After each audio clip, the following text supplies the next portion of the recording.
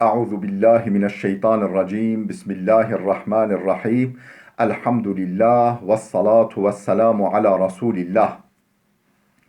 Değerli arkadaşlar, bugün sizlerle yepyeni bir kitaba başlıyoruz. Bu kitap başlattığımız Farsçayı öğretme serisinin dördüncü kitabı oluyor. Birinci kitabımız Ahmet Cevat merhumun Lisan-ı Farsi adlı eseriydi. Mükemmel sarf ve nahv, yani Fars dilinde mükemmel işte kelime yapısı, cümle yapısı, gramer ve bu kitabımız tamamen okuduğumuz, bitirdiğimiz kitabımız Osmanlı'nın son döneminde idadiyelerde ve askeri okullarda ders kitabı olarak okutulan bir kitaptı. Osmanlıcaydı. Onu bitirdik. Bizim işte YouTube kanalımızda, oynatma listelerimizde Farsça gramer başlığı altında mevcut. İkinci kitabımız iki kitaptan meydana geliyordu. İkinci setimiz. Efendim neydi o? Handan. آموزش زبان فارسی به غیر فارسی زبانها okuma kitabı, Farsça bilmeyenlere, Fars dilli olmayanlara Farsça öğretmek için o iki kitaptı. Efendim Sath-ı Mukaddimati ve Sath-ı Mutavasıt. Efendim giriş seviyesi, başlangıç seviyesi 30 dersti. Sath-ı Mutavasıt orta seviye, bu da 30 dersti. Dolayısıyla toplam 60 ders halinde onu da takdim ettik. O da aynen oynatma listelerimizde, YouTube kanalımızın oynatma listelerinde Handan diye başlayan bir dosyada mevcut. Bu 60 ders. O iki kitap sayılıyordu. 30'er ders. Bu da dördüncü kitabımız oluyor. Nedir bu kitabımızın adı? Size sürpriz olacak. Dastanhay Mesnevi ve Nesr. Yani Mevlana Mesnevisinin nesre, yani düz yazıya çevrilmiş hikayeleri. Mevlana Mesnevisinden hikayeler, ama bunlar Mevlana Mesnevisi nazım halindedir, şiir şeklindedir. O nesre çevrilmiş, düz yazıya çevrilmiş hikayeler. Kitabın tam adı Dastanhay Mesnevi ve Nesr, bergirifte az Mesnevi Ma'nevi Mevlana Celaluddin Muhammed Rumi. Efendim Mevlana Celaleddin Muhammed Rumi'nin Mesnevi Ma'nevi isimli eserinden alınmıştır. Bergirifte alınmış, o Mesnevi isimli eserden alınmış Mevlana'nın. Bergerdanende ve Nesr, yani onu düz yazıya çeviren kim? Yani bu kitabın bu düz yazıya çeviren müellif kim? Doktor Mahmud Futuhi. Doktor Mahmud Futuhi. Doktor Mahmud Futuhi isimli zat, şahıs efendim bu kitabı oluşturmuş. Mevlana Mesnevisinin efendim şiirlerini düz yazıya çevirerek bu hikayeleri oluşturmuş. Bu kitabımız 60 hikayeden meydana geliyor. 60 tane hikayeden meydana geliyor. Efendim onları inşallah beraber müzakere edeceğiz. Okuyacağız. Peki arkadaşlar, bunun PDF'i nerede? Bunun efendim PDF'i var. İnternette mevcut. Onun linkini her videomuzun altına yerleştireceğiz. Her videomuzun altına açıklama kısmında yerleştireceğim. Siz de oradan indirip takip edebilirsiniz. Şunu söyleyelim değerli arkadaşlar. Eğer bu derslerimizi beğeniyorsanız, efendim genel olarak bu YouTube kanalımızı, özel olarak da bu Farsça derslerimizi beğeniyorsanız, sizden önemli ricam, çok önemli ricam, bunu yayın. Efendim bunu paylaşın. Ondan sonra mesela etrafınızdaki en az 5-10 kişiye tavsiye edin. Onları böyle abone yapın, abone edin. Ücretsizdir. Böylece bu derslerimiz daha çok kimseye ulaşsın. Efendim maddi bir ücret beklemiyoruz bu konuda. Efendim bunun manevi ücreti nedir? Herkese tavsiye etmek. Yani eğer faydalı görüyorsanız İslami ilimlerin, efendim kültürümüzün dilleri olan Arapça, Farsça, Kürtçe, efendim bu dillerin yayılmasını istiyorsanız bu kanalımızı lütfen paylaşın, tanıtın, tavsiye edin. Efendim ve bilfiil abone yapın ki daha çok kişi bundan istifade etsin. Şimdi yeniden Bismillah diyoruz. Efendim bu birinci hikayemizden başlıyoruz. Padişahu Kenizek. Padişahu Kenizek. Padişah ve cariye. Cariye kızcağız. Eskiden malumunuz kölelik, cariyelik vardı. Efendim işte esir insanlar ailelerin yanına veriliyordu. İşte erkeklere köle, kızlara, kadınlara cariye deniyordu. Efendim Padişahu Kenizek, Padişah ve Cariye isimli hikayemiz. Diyor ki padişah kudretmند و توانایی روزی برای شکار با دریباریان خود به صحرا رفت. Padişah kudretmend و توانایی efendim muktedir böyle güçlü ve kudretli bir padişah روزی bir gün برای شکار av için در باریان خود به صحرا رفت. Kendi maiyetiyle efendim saraydaki has adamlarıyla beraber av için, beraya şikar av için has yani saraydaki maiyetiyle beraber sahraya gitti. Çöle, sahraya açıldı gitti. در راه کنیزک زیبایی دید و عاشق او شد. در راه yolda کنیزک زیبایی دید. Efendim güzel bir cariye gördü, bir kızcağız gördü ve aşık o şod. Ona aşık oldu. پول فراوان داد و دخترک را از اربابش خرید. پول فراوان داد, bol miktarda para verdi ve دخترک را kızcağızı از اربابش خرید. Efendim sahiplerinden satın aldı. O cariyeyi sahiplerinden satın aldı kızcağızı. پس از مدتی که با کنیزک بود کنیزک بیمار شد. پس از مدتی که با کنیزک بود efendim o cariye ile o kızcağızla efendim uzun zaman yani bir müddet kaldıktan sonra beraber kaldıktan sonra kenizek bimar şod efendim cariye hastalandı ve şah bisyar gamnak gerdid ve padişah çok üzüldü. Çok gamlandı, kederlendi, üzüldü. از سراسر کشور پزشکان ماهر را برای درمان او به در بار فرا خواند. Efendim es serasere kişver yani baştan başa memleketinden yani memleketin baştan başa her tarafından pezişkan mahir ra mahir doktorları برای درمان او onu tedavi etmek için ve derebar fera khand saraya davet etti. Memleketin her tarafından mahir doktorları onu tedavi etmek için saraya davet etti.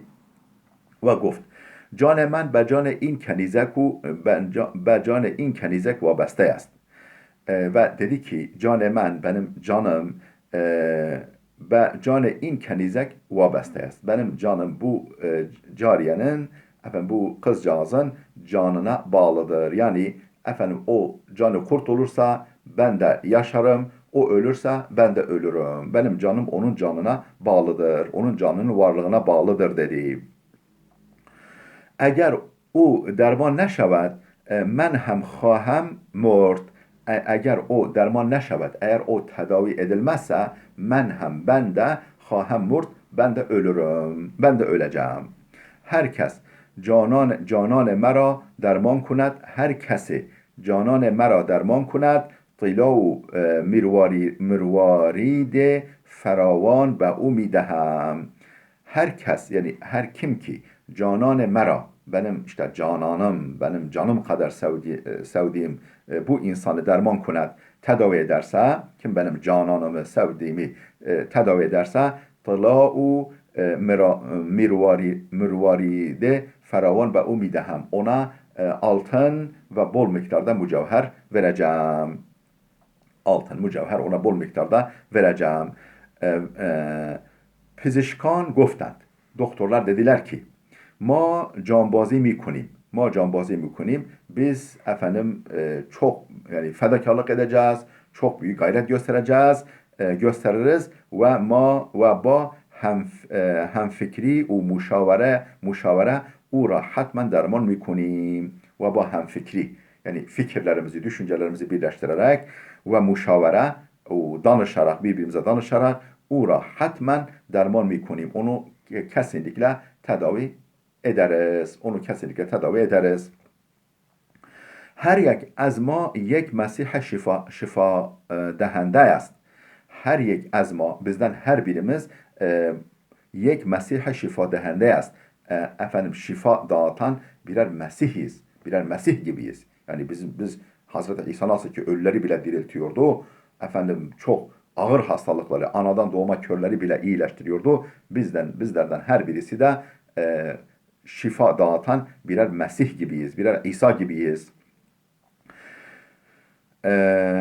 efendim پزشکان به دانش خود مغرور بودند و یادی از خدا نکردند. پزشکان, hekimler, doktorlar ve danış خود mağrur budand. Kendi bilgilerine mağrur idiler. Kendi bilgileriyle yani gururlanıyorlardı.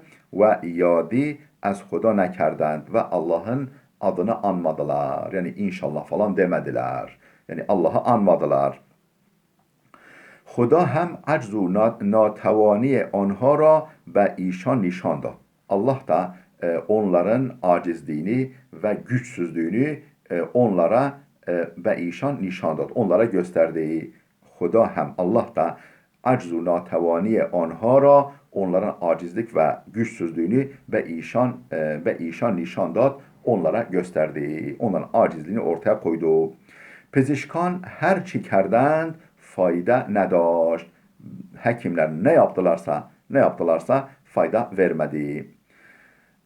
دخترک از شدت بیماری مثل موی باریک و لاغر شده بود. دخترک, kızcağız, az şiddet بیماری hastalığın şiddetinden misle muy efendim kıl gibi barik ve lağa şud. Yani ince ve inceldi ve zayıfladı. Yani tüy gibi, kıl gibi inceldi ve zayıfladı. شاه یک سر گریه می کرد. efendim şah یک sere geriye mi کرد. Padişah efendim şiddetle ağlıyor. Efendim sürekli ağlıyor. Daruha cevabı makus midad.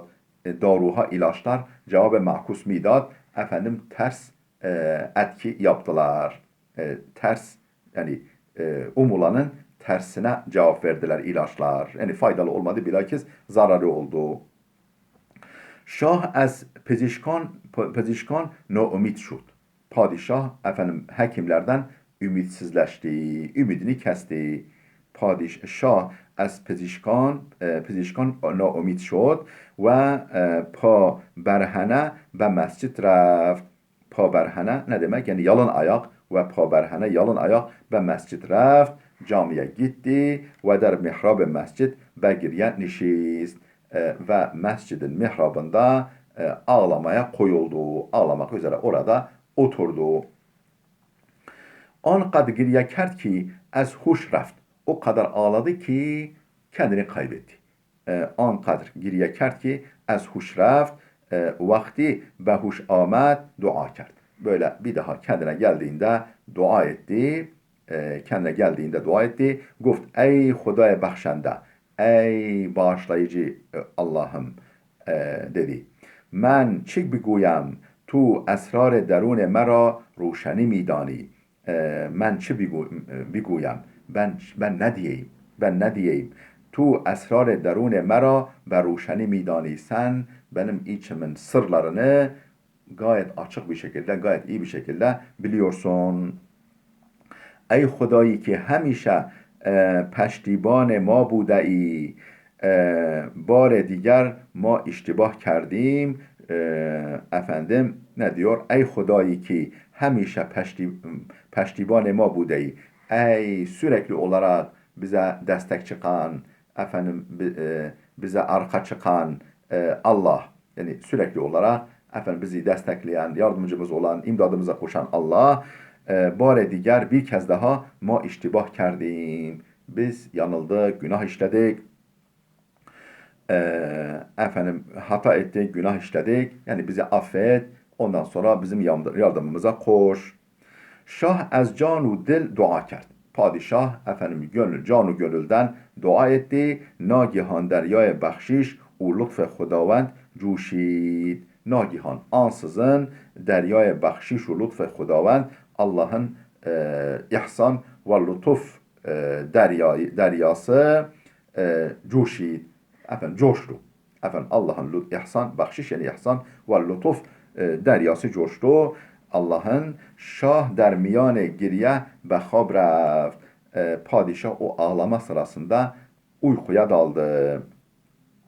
Der khab did ki uykuda şöyle gördü. Uykuda gördü ki yani rüyada der yek piremerd یک پیرمرد زیبا و نورانی به او میگوید bir efendim güzel ve nurani bir yaşlı adam ve o میگوید ona diyor ki ey şah müjde bide ki خداوند دعایت را قبول کرد ey şah ey padişah müjde bide müjdemi ver ki خداوند دعایت را قبول کرد Allah senin duanı kabul etti فردا مرد ناشناسی در بار می آید فردا yarın مرد ناشناسی tanımadığın bir adam ber der bar mi ayet saraya geliyor.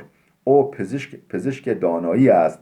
O bilgin bir hekimdir. Derman her derdi ra میداند. Her derdin dermanını biliyor. Sadık است ve kudret Huda der ruh اوست. O sadıktır, dürüsttür ve kudret Huda der ruh اوست. Efendim Allah'ın kudreti onun yani canında yani onun canını destekliyor. Yani onun Allah'ın kudreti onun ruhundadır derken yani Allah'ın kudreti, gücü onunla beraberdir. Onun yanındadır. Muntazire ubaş. Onu bekle. O adamı bekle. Ferda subh هنگام طلوع خورشید شاه بر بالای قصر خود منتظر نشسته بود فردا صبح yani ertesi gün sabah hengame tulu'a hurşid gün doğumu esnasında gün doğumu sırasında şah berbalaya kasre hud efendim padişah sarayının damında muntazır nişiste bud. Efendim bekliyor o kişiyi. Oturmuş vaziyette o kişiyi bekliyor. Nagihan merd danay hoşsima az dur peyda şud. Nagihan ansızın merd danay hoşsima efendim hoş simalı güzel yüzlü o bilgin adam az dur peyda şud. Uzaktan görüldü. belirdi. O مثل آفتاب در سایه بود. O مثل آفتاب در سایه بود. O gölgedeki güneş gibiydi. Yani gölgedeki güneş nasıl böyle ışıl ışıl parlıyorsa veya karanlıktaki güneş o da öyle parlıyordu. مثل ماه بی می در مثل ماه می mi درخشید. مثل ماه mi درخشید. Efendim ay gibi ışık saçıyordu. Budu nebud manend hayal و rüya بود yani öyle biri var mı yok mu acaba hayal mi manend hayal ve rüya بود yani ya gerçek mi görüyorum gözüm beni yanıltıyor mu yanıltmıyor mu manend hayal و rüya بود hayal ve rüya gibiydi an sureti ki şah der rüyaya mescid dide بود efendim an sureti ki şah der rüyaya mescid dide بود padişahın mescitte gördüğü rüyadaki suret idi, o şekil idi. Der çehre in mihman bud. Yani o adamın efendim yüzü bu adamın yüzünde görünüyordu. Sanki aynı adam. Şah ve istikbal reft. Padişah onu karşılamaya gitti. Egerçi on merde gaybi ra nedide bud. Her ne kadar o gaybi adam o efendim gaybden gelen adamı görmemiş idiyse de ama besyar aşina ve nazar mi amed. Fakat ona çok tanıdık, çok aşina geliyordu. Güya salha با هم آشنا بودند Sanki yıllarca birbirleriyle tanışıyorlarmış gibi. Ve caneşan yeki budaya ve caneşane yeki budaya است ve aynı kişinin canı imişler gibi. Yani bir can, iki can, iki tende bir can imişler gibi. Şah az şadi der pust nemi gencid. Padişah efendim mutluluğundan, sevincinden efendim kalıbına sığmıyordu. Yani içine sığmıyordu. Goft ey mert, ey mert, mahbub hakikiye men tu budeyi. Dedi ki padişah, ey mert, ey insan, ey adam, mahbub hakikiye men tu budeyi. Benim gerçek sevgilim sen imişsin. Ne kenizek, cariye değil, sen imişsin benim gerçek sevdiğim. کنیزک ابزار رسیدن من به تو بوده است کنیزک و جاریه ابزار رسیدن من به تو بوده است benim sana kavuşma vesilem imiş. O cariye benim sana kavuşma vesilem imiş. آنگاه میهمان را بوسید و دستش را گرفت o anda efendim o misafiri öptü ve elinden tuttu ve bu ihtiram bisyar ve balaya kasr برد ve büyük bir saygıyla sarayın yukarısına doğru çıkardı. Pes az sarf gıza ve raf'i خستگی راه شاه پزشک را پیش کنیزک برد و قصه بیماری او را گفت. Pes az sarf gıza. Yemek yendikten sonra ve raf'i خستگی rah yol yorgunluğunu attıktan sonra şah pezişk ra o hekimi pişe kenizek bord kızın yanına götürdü ve kısse bimariye uğra goft ve onun hastalanış hikayesini anlattı. Hakim دخترک را muayene کرد. Hakim efendim kızcağızı muayene etti ve ve آزمایش‌های لازم را انجام داد و آزمایش‌های لازم را انجام داد efendim gerekli kontrolleri yaptı ve گفت همه داروهای آن پزشکان بیفایده بود. O hekimlerin bütün ilaçları faydasızmış. Onların hepsi boşunaymış. Ve hale mariz ra better kerde ve efendim hastanın halini daha beter etmişler. Anha az hal doktor bir haber budand. Onlar kızcağızın halinden habersiz imişler. Ve mualece etten mi kerdend. Onlar bedeni tedavi ediyorlarmış. Onlar kızcağızın bedenini tedavi ediyorlarmış.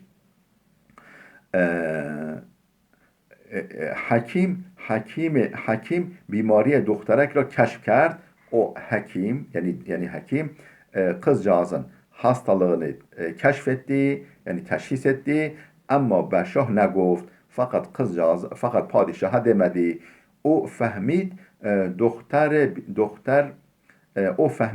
doktor bimar dil است. O yani hakim anladı ki kızcağız gönül hastasıdır.